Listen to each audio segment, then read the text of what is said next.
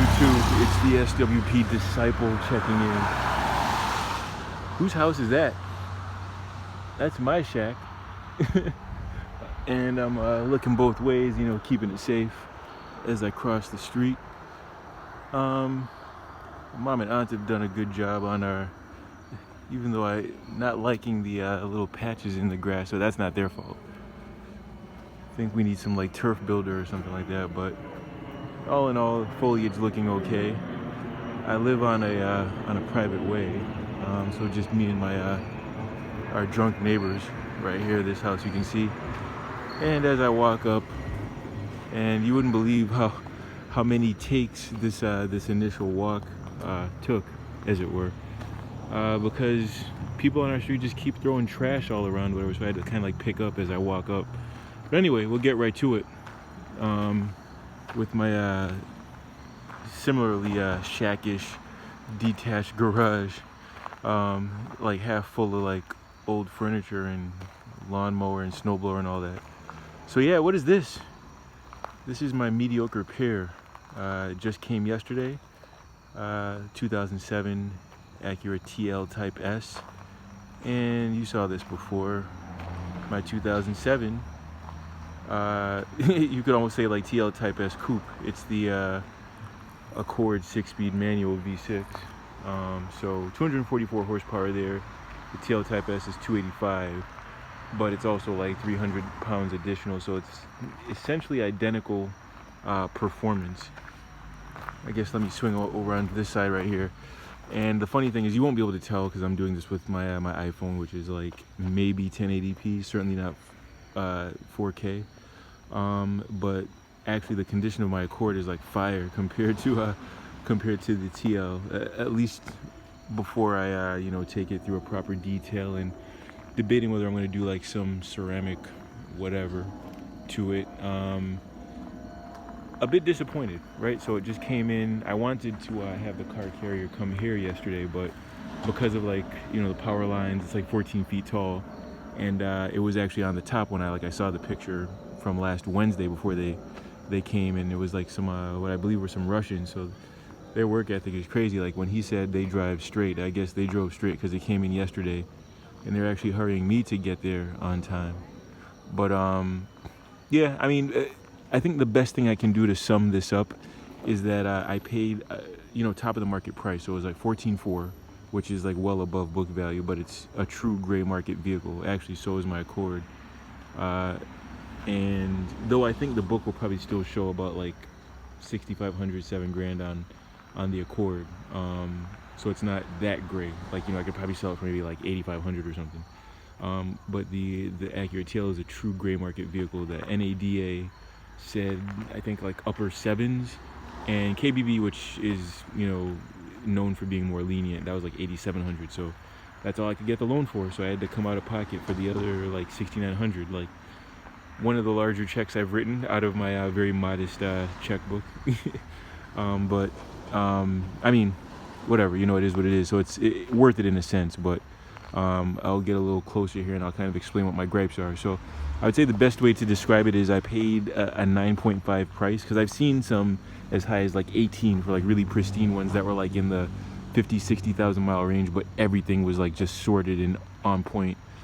This is 74,000 miles, and you know, 14.4, I can't complain in a way, but it's like one of those things where I wish I would have paid more for a cleaner example. I would say I paid a 9.5 price for a vehicle that's probably like an 8.0, which seems like nitpicking, except that, you know, I'm a cat that there you go, riced it out. I'm a cat that, like, I'm a stickler for condition, you know, obviously having grown up collecting comic books and other collectibles, but comic books are like one of those things where if you cut your teeth on, you know, collecting picture books, you know that condition is paramount. You know, a 9.4, let me see if I can give you an example. Because me and my cousin were just talking about this yesterday, which yesterday was like a adventure of a day.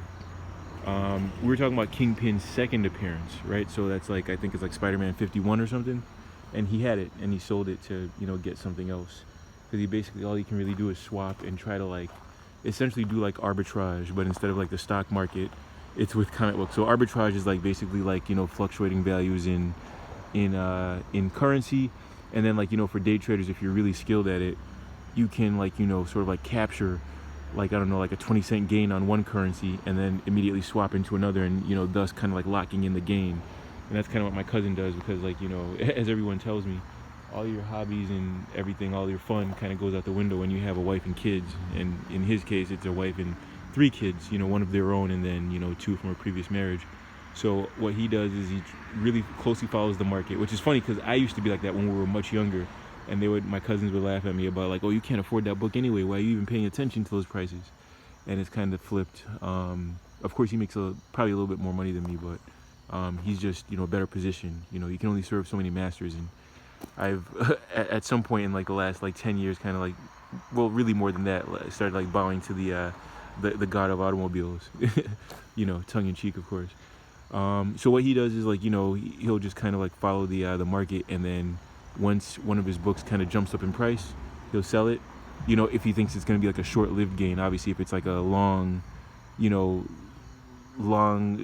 or far into the future type gain, where it's like, you know, you don't want to give up the next, you know, Hulk 181 or something like that. Something where it's just always going to be, you know, going to be going up in value, like, you know, Wolverine's first appearance.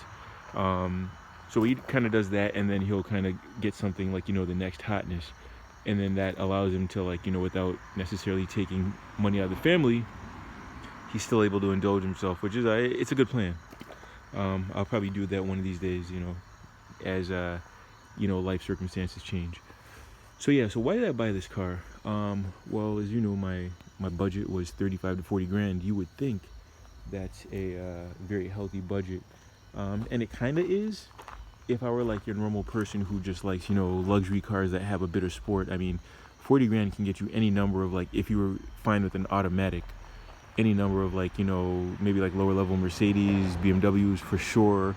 You know, obviously Acura, but Acura's kind of gone a different direction. They pretty much just make appliances anymore. This is like the last of their, I guess you could say, like performance vehicles. You know, Lexus, Infiniti. It could get you a lot depending on what you want. But if you're a guy like me who wanted it, obviously, you know, if I had to, I would take a coupe. So like if I could find my way into an M2, which was like right at the precipice of $40,000. So it's like, I really want an M3. The M2 is like the smaller version. It's by all accounts the best driving modern BMW, but it's like I'm maybe like a step below what I want. It's a smaller car, and it's at the very, very top of my budget. And there was one just about like 25 miles north of here that popped up for about 39 something. But like, you know, when you factor in tax, title, registration, all that, you'd be up around like 42, 43. So I'm not gonna stretch myself if I'm not like satisfying or scratching that itch 100%.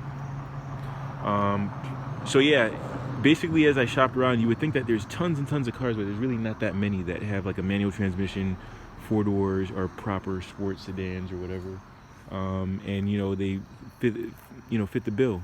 You know, I like efficiency, not just efficiency in fuel, but like, you know, inside is configurable. You know, you can fold down the rear seats. It would have been nice if there was like a, you know, something like an R2, which, you know, was Europe only, but it's eligible for import now because it's reached the 25-year mark. You know, it's from '94, and if you know the R2, that's an Audi, but it's really a Porsche.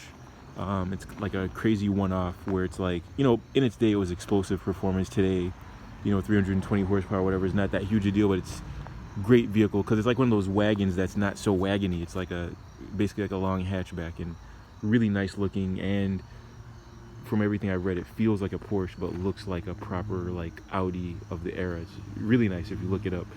But as you might imagine, if they're sought after, that means they're worth something. So those are, even though it's a 94, oh, that was a GTR that just passed behind me, so trust me. But anyway, yeah, those R2s go for like well into the 60,000 range now. So it's like, you know, it's like one of those things that's going to be up in a way, since they're importable now, because they were like, you know, rare, even Europe only when they came out.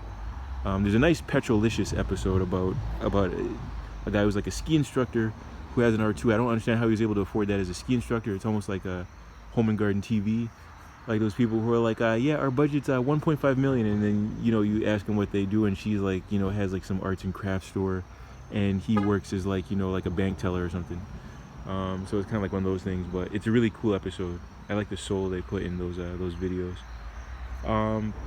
So yeah, let's open her up.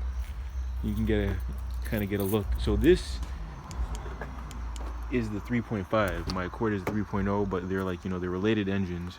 You know, even though the Accord is a 2007, the technology is really from like, the early 2000s, if not late 90s, and they just kind of like improve the motor. They bore it out over time, but it's essentially a related motor. And I'm not sure how good the resolution is. The interior is decently clean. I would put the interior at about like a 9 out of 10 for the most part. There was a rip right here, and he had his professional upholsterer guy take that out and actually stitch in I didn't know that you could buy the hides like separate like that, but he actually stitched in a brand new one. So, and I saw that in our FaceTime walk around. So I can't complain too much about the interior, except that it was very obvious that that it hadn't really been cleaned or anything. Again, the video's not showing too much, and I've already done a little bit of touching up myself. This is the back seat here, and I actually found the carcasses of like 3 locusts in there, and then I think like a fly or something like that. So that tells me that this was probably in the back of their dealership, and probably even with the windows cracked or something like that, because it seemed quite dusty in here. But it's a minor quibble. The big thing is in the paint, which you can't really see. What the hell is going on here? All right, I gotta wipe that off. I'm not sure if you can see it in the video. Yeah, you can see it in the video. It's almost like somebody put something in it, but it's a glass sunroof, so it will come off. I'm gonna go and grab a rag or something and wipe that off. I just noticed that. But yeah, I mean, the interior is decent enough. It's really, if you look at the paint, I'm not sure how well you can see it. Yeah, you can't see it too well, but there's all manner of swirl marks and imperfections. And then over here, you'll notice that the bumper cover is just slightly bowed out. You can actually just push it in, you can hear it. And then of course I talked to him, he's like, yeah, the clips were weak, and you just need to put a new clip to whatever. I just kind of tuned him out after a while because I knew he was bullshitting me. Because you can clearly see what it was. It either hit something or something clipped it at the bottom here, which ended up kind of having, you can actually see me in the paint, which actually pushed it up like that. And it's probably minor. I have a body guy that lives actually right on my road. I mean, he ain't cheap. It's still the same, $300 to $400 a panel like anywhere else. But I've sent work to him, and I've gotten work done there. So he'll give me a deal on certain things. The paint is very salvageable. They have all kinds of you'll probably see on YouTube all kinds of sophisticated paint refinishing type processes. So it's not the death sentence that it used to be. You can see right there something, I'm not sure if it picks up in the video, but right there something kind of very small dent, but it's annoying. More of a crease than a dent. And then back here they did something with touch-up paint. Yeah, that you can actually see, and it's, to me, haphazard. I don't know that there's any real paint reconditioning. I mean, no doubt about it, some of these panels are just gonna have to be repainted, and I'll have to bite the bullet and pay the $300 per panel or whatever. And then you can see on the spoiler there's all kinds of swirl marks. It looks almost as if someone used some kind of paper product, lightly wet it, and then we're trying to wipe down something, but didn't do it right.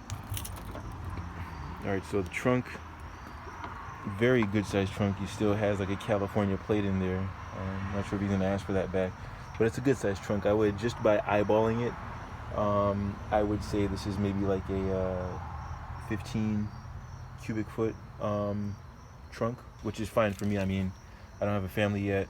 The rear seats do not go down. It just has a pass through, for skis or something like that.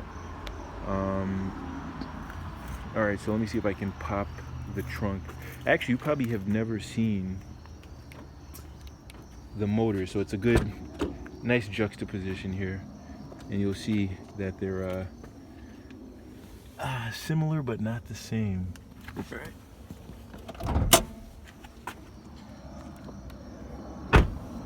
This is the super low-tech video where I'm I really should have someone standing off in the distance while just watching me do this, but it's all good. We're all a family here, right? All right, so there's the VTEC 3.0, which was like a pretty big deal back in its day. Now the struts don't work on this, so I'll kind of have to use the arm strut, which is my my right arm. All right.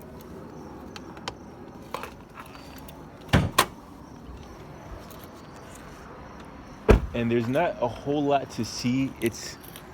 I'm not sure at what point they probably just went like the European philosophy, because this was meant to be like a 3/5 series fighter / A6 E-class fighter. I wouldn't say C-class, because the C-class back in those days was really small, but yeah, so the struts don't work. I mean, that's an easy replace. It's a 3.5, so you know, whatever that math is, it's bored out. I guess that would be about 16-17% more than the 3.0 VTEC that it's related to. One thing I've noticed is that it's already a gas guzzler.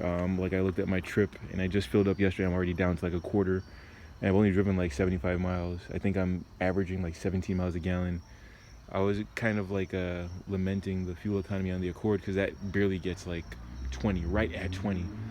It's as if like there's someone in the motor like, all right, give him 20, no more, no less, because it's a 17 mile per gallon or 17 gallon gas tank, and I get right at 340.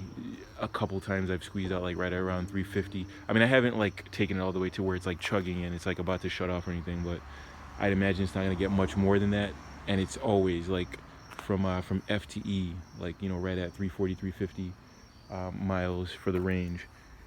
And this, I think, actually has about the same size gas tank. Like, it might even be a little bit smaller, like 16 something or 17. I can't tell because I haven't like fully flattened it out, but yeah, I mean, it's tidy in there. It's clean, as you might expect from a California car in a way. You know, no rust. That was the big thing. Very clean looking intake and everything there. And I mean, I didn't take off the plastic shroud, but you can kind of see around it, and it's, you know, very clean. So this, by the thinnest of margins, it will remain a I guess you could say a garage queen. All right, there we go. Yeah, I'm just gonna put it in the garage, and like I said, it's like half full. So the left bay, that's mine. That one is still open, but the right side is like actually my mom and aunt did clear some stuff out, but it's not like you can fit another car in there. So spec wise, yeah, 285 horsepower. I think it's like 236 pound-feet of torque. The Accord is 244, 211, and it has, believe it or not, those are Brembos in there. Those brakes, 4-piston calipers, 17-inch wheels. A little disappointing. 18s would have looked really nice, or even 19s in there, but you know, in 2007, no one was really doing all that. Funny enough, it has like a kind of like you can see there the plastic guard on it. So I mean, you can tell in general, whoever had this before, I think this was only one owner before. I mean, the title's coming pretty soon, and then I've already got like the nasty letter from my insurer, MetLife. You know, because like, you know, I insured it like 2 weeks ago at this point, or a week and a half, 2 weeks ago. You know, obviously, so it was covered on the carrier, and they're already sending me like a nasty letter about like, when you get in this bitch ass car registered, and show us proof of your registration, so we know that this car is legit and everything. And my guy who owns a car dealer, he just kind of vanished. I'm not sure where he is. His phone doesn't work anymore. I know he was having some health issues. I hope he didn't pass, because I hadn't really talked to him like a good year. And he's like one of those guys where, like, you know, he'll just have some big life happening and you won't have heard from him in a while. So I really hope that nothing's wrong with him, because I know he had, like, you know, diabetes pretty bad, and some years ago was like on the edge. But like, he would be the guy to kind of like cook my books, and like, you know, if I bought a car at like say $20,000 or whatever, he could write it for the RMV for like, you know, 5 G's or whatever. So, you know, 6.25% tax in Massachusetts. So it's a, you know, big difference, you know, from I just kind of threw out random numbers out there, but like that would be the difference between, you know, paying like around $300 in tax and, you know, $1,200, which sounds kind of small time, but hey, every penny counts. So I may have to either find someone else or try to cook the books myself, whatever, because, you know, buying it at, you know, 14.4, whatever that, you know, that math equates to at 6.25%. It would be nice to just pay like a couple $100 instead of, you know, paying the full. I guess I would be approaching like $900 or so. But yeah, you see the specific Type S rear lenses. I probably should have pulled this out more so you can see like the quasi dual exhaust on there. Well, at least you can see one side. Again, the guy did the typical car guy, you know, car dealer, you know, lie / embellishment or whatever. And underside is clean, not a drop of rust. And actually, funny enough, my Accord over there has no rust on the underside either, except just in, you know, probably the beginning of this year, because I had to drive it through maybe the last month of winter. I'm sure it didn't happen then, but you can see there a rust bubble starting to come up. The other side is still clean, but I got to get that done. My body guy said he can do it for $400. So at some point I'm going to have to do that before winter hits and, you know, before I put this away for the winter. So yeah, the interior, you know, it's like charcoal with like the gray inserts. It has navigation, which was like my boy, we'll call him K. He had one brand new, not a Type S, a regular one, but the interiors are very similar, and his was automatic back in like 2006. He bought a brand new. It was like $32,000. It was like a big deal among like my circle of friends. Of course, you know, we were all like 25, 26 then, and he bought it brand new. And we were like, yo, K's navigation is dumb big, son. Like, you know, that was the way we talked back then. Like, it sounded like we were out the 90s because we were out the 90s. And it was like a big deal today. It's, you know, nowadays with like Volvo and some of the other manufacturers, they have like almost like a tablet style, like, you know, tablet style navigation. You look at like even the Dodge Ram, which is a pickup truck, that has a big old like 11-inch navigation. The rims, I do like them. But they are a little curved up, nothing crazy. I actually have like not too far behind my house, like maybe like a quarter mile down the road, that away, if you can see my fingers, that away, is a wheel repair place called Propeller, incidentally. And I think they charge like $80 a wheel, so good deal. The problem with it is that, you know, I work 50 hours a week, and the hours that like a lot of these places are open, I'm at work, so it's just a pain in the ass to get all this done. And I really see, and I'll give you a better review like actually driving it when I set up my Hero Cam at some other point, because I'm already at the 22-minute mark. I really see why a lot of people will just, you know, hell be damned, they'll just buy a new car, or at least certified, so like, you know, newish, like, you know, within the last couple of years or whatever, just off lease or whatever, and they'll just be good with that. Because like I can't be bothered with, like, I had a bit of a scare yesterday with the one of the warning lights came on for the gas cap, no less, and it said tighten gas cap, and I tightened it, it wouldn't go off, tightened it, wouldn't go off, and then eventually just went off. And I don't think there's an issue, but like, you know, you just never know. That's the thing with like, you know, well-used cars, even cars that were, you know, you can tell at one point it was like well taken care of, and it's never been hit, at least by Carfax standard or whatever. Clearly we see something over there, and I don't see like any real panel gap per se. The lenses don't look like super fogged up on one side and then clear on the other side, things like that. I think this is just, you know, a dealer eventually got their hands on it, and you know, I get it, because I have the same issue with my comic guy. You know, you have a comic shop, and you know, you see comics all the time, so after a while it just kind of becomes like, you know, just another book or something, you know what I mean? Whereas like, you know, for me, you know, I tend to treat everything that's, you know, pseudo collectible, you know, I treat it precious.